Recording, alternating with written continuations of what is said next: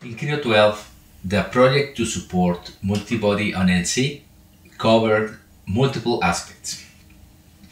The first one and most obvious is that now it's possible to directly assemble a multibody part through the Assembly Reference Model option. You can see here that we have a multibody part inside a manufacturing assembly.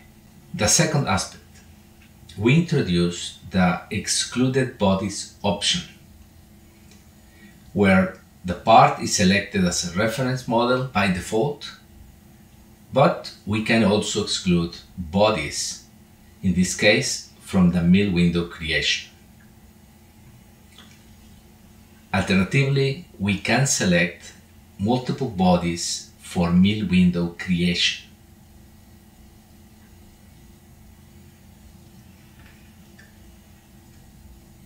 The third aspect is about milling toolpath creation on multibody parts.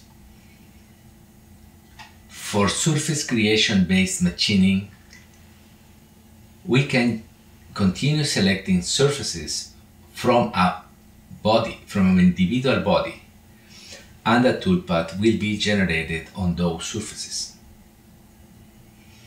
For machining steps, which are using mill window as a machining reference, it will consider all the bodies under the mill window for toolpath creation and degouging.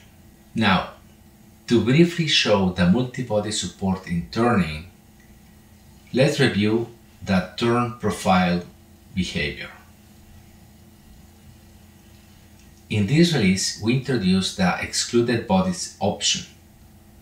The part is selected as a reference model by default, and we can remove any selected bodies from the turn profile creation.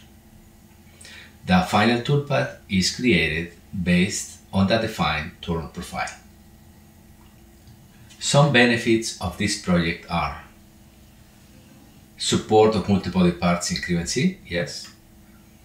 The part selection is by default, and the body exclusion is possible. All of this being consistent with Creo NC workflows. Thank you.